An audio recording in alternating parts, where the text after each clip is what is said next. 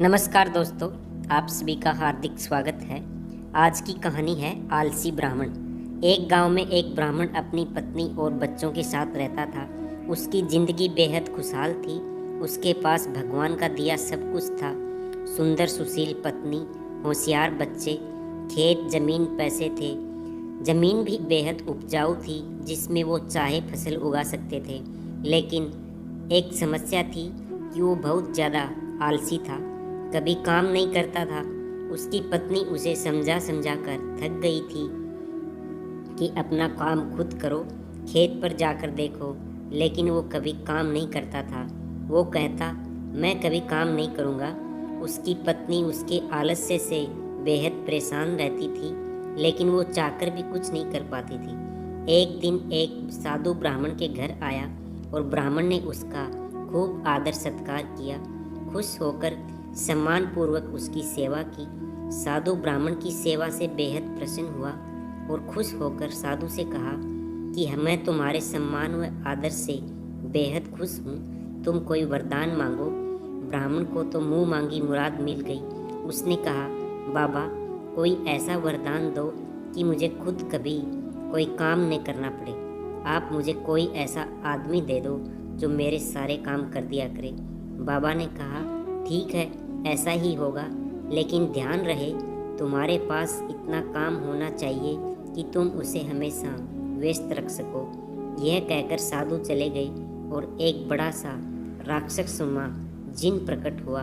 वो कहने लगा, मालिक, मुझे कोई काम दो, मुझे काम चाहिए। ब्राह्मण उसे देखकर पहले तो थोड़ा डर गया और सोचने लगा। तभी जिन बोला, जल्दी काम दो वरना मैं तुम्हें खा जाऊंगा। ब्राह्मण ने कहा, जाओ और जाकर खेत में पानी डालो। यह सुनकर जिन तुरंत गायब हो गया और ब्राह्मण ने राहत की सांस ली और अपनी पत्नी से पानी मांगकर पीने लगा। लेकिन जिन कुछ ही देर में वापस आ गया और बोला, सारा काम हो गया है, अब और काम दो। ब्राह्मण घबरा गया और बोला कि अब तुम आराम करो, बाकी काम कल करना। जिन बोला, नहीं, मुझे काम चाहिए वरना मैं तुम्हें खा जाऊंगा। ब्राह्मण सोचने लगा और बोला, तो जाकर खेत जोत लो, इसमें तुम्हें पूरी रात लग जाएगी। जिन तुरंत गायब हो गया। आलसी ब्राह्मण सोचने लगा कि मैं तो बड़ा चतुर हूँ। ब्राह्मण खाना खाने ही बैठ गया और वो अपनी पत्नी से बोला, अब मुझे कोई काम करना नहीं पड़ेगा, अब तो जिंदगी भर का आराम हो गया। ब्राह्मण की पत्नी सोचने लगी कि कितना गलत सोच रहे हैं उसके पति। इसी बीच वो जिन वापस आ गया और बोला, काम दो, मेरा काम हो गया है, जल्दी दो वरना मैं तुम्हें खा जाऊंगा। ब्राह्मण सोचने लगा, अब तो उसके पास कोई काम नहीं बचा, अब क्या होगा। इसी बीच ब्राह्मण की पत्नी बोली, सुनिए, मैं इसे कोई काम दे सकती हूँ क्या। ब्राह्मण ने कहा, दे तो सकती हो, लेकिन तुम क्या काम दोगी। ब्राह्मण की पत्नी ने कहा, आप चिंता मत करो, वो मैं देख लूँगी। वो जिन से मुताबिक होकर बोली, तुम बाहर जाकर हमारे कुत्ते मोती की पूंछ सीधी कर दो। ध्यान रहे पूंछ पूरी तरह से सीधी होनी चाहिए। जिन चला गया।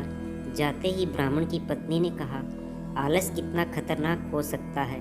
पहले आपको काम करना पसंद नहीं था और अब अपनी जान बचाने के लिए सोचना पड़ रहा है, उसे क्या काम दे। ब्राह्मण को गलती का एहसास हुआ। वो बोला, तुम सही कह रही हो, अब मैं कभी आलस नहीं करूँगा। अब मुझे डर इस बात का है कि इसे आगे क्या काम दोगे। यह मोती की पूंछ सीधी करके आता ही होगा। मुझे इस बात का डर लग रहा है, यह हमें मार डालेगा। ब्राह्मण की पत्नी हंसते हुए बोली, डरने की बात नहीं, चिंता मत करो, वो कभी भी मोती की पूंछ सीधी नहीं कर पाएगा। जिन लाख कोशिशों के बाद भी मोती की पूंछ सीधी नहीं कर पाया। पूंछ छोड़ने के बाद फिर टेढ़ी हो जाती। रात भर वो यही करता रहा। पत्नी ने कहा, अब आप मुझसे वादा करो कि कभी आलस नहीं करोगे और अपना काम खुद करोगे। ब्राह्मण ने पत्नी से वादा किया और दोनों चैन से सो गए। दोस्तों, कहानी यही समाप्त होती है। कहानी पसंद आई तो वीडियो को लाइक करें, शेयर करें। हमारे यूट्यूब चैनल दैनिक संस्कार हिंदी कहानियाँ को सब्सक्राइब करें। मिलते हैं अगले वीडियो में नई कहानी के साथ। धन्यवाद। जय श्री कृष्णा। राधे राधे।